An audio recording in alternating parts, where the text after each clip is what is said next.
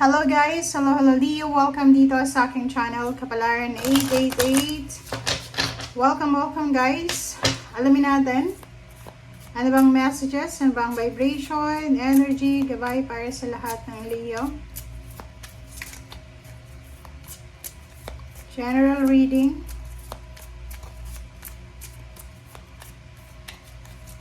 Okay. First card natin dito, Leo, ay stay optimistic about your love life. Positive thinking and faith will bring you romance. Okay. Ito ay para doon sa mga Leong medyo may edad na, pero single pa rin sila. Mga Leo na medyo siguro nasa below 35 years old or 40 years old na wala pang relasyon. Dito sinasabi ng baraha, in terms of relationship, stay positive. Okay, stay optimistic about your love life. Isipin mo na hindi pa huli ang lahat. Okay? Isipin mo, Leo, na kung talagang para sa'yo, darating siya. Kahit anong oras. Kahit na may edad ka na, or kahit na kailan. Okay? So, yun. Tingnan natin dito sa second deck mo. Kumuha tayo ng isang baraha. Ano ba ang message na para sa inyo, Leo? So, this is love and relationship.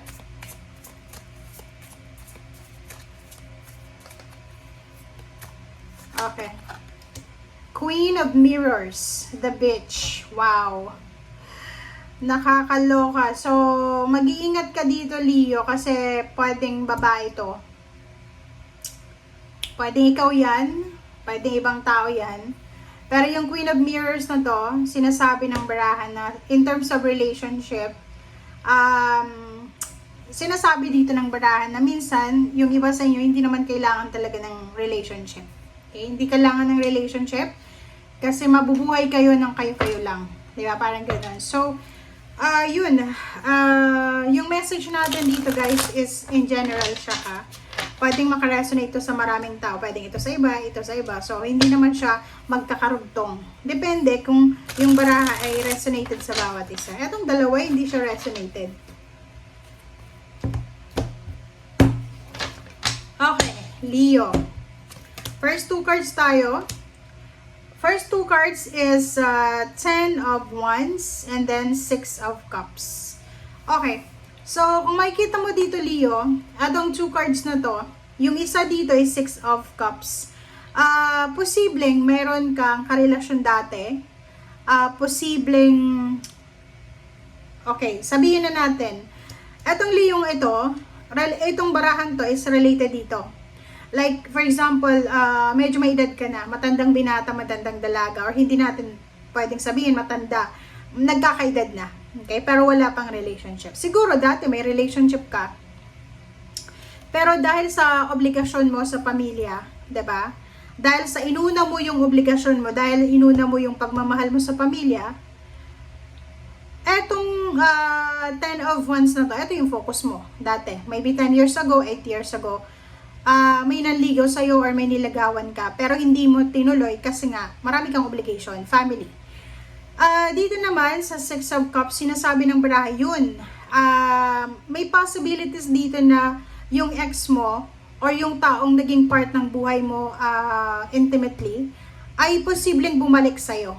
Okay? So, mayroong posibleng magkakabalikan or may paraan para magkabalikan. Okay.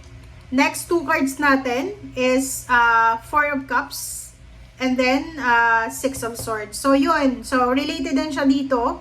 So, sinasabi ng barahan na if you're waiting for your past relationship, your ex, or kung ano man or sino man ito na hinihintay mo, sinasabi ng barahan na may progress dito. Parating na siya. Okay? On the way na, yung relationship na to, on the way na papunta na sa'yo. Or kung makikita mo dito, sinasabi ng barahan na pwedeng nasa long distance relationship sila, posibleng magkita na sila, or together sila ay magta-travel, aalis sila sa isang sitwasyon na medyo hindi maganda, and magkasama nilang haharapin yung future nila na positive, parang ganun.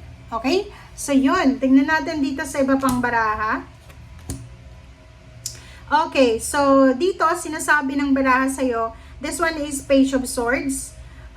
Yun. So, kung ikaw ay Leo talaga na looking for a relationship ngayon, sinasabi ng bara, siguro sa ngayon, kung depende kung nasaan yung focus mo eh. Kung yung focus mo ngayon is trabaho, negosyo, or pagkakakitaan, talagang hindi mo mapapansin yung mga taong nagpapapansin sa'yo. Okay? So, in the future, pag talagang secured ka na, stable ka na, and sigurado ka na, sinasabi ng bara sa'yo dito, lalo yung mga bata pang Leo na sa below 30 years old, focus muna kayo dito sa obligations nyo. Kasi, in the future, sinasabi na once na you are settled, you are secured financially, hindi ka na yung mag-chase ng relationship. Yung relationship na yung mag-chase sa'yo. Diba? Wow. Six of Pentacles, diba? So, yung iba dito, Leo, sinasabi ng barahan na naka-focus kayo sa pagkakaroon ng stable na buhay, financially.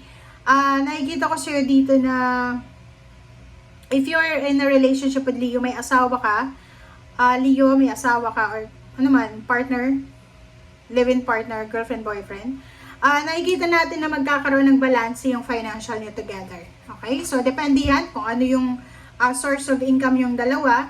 But sinasabi ng baraha, magkakaroon ng financial stability and balance sa buhay nyo. Okay, next card natin is 8 of Swords.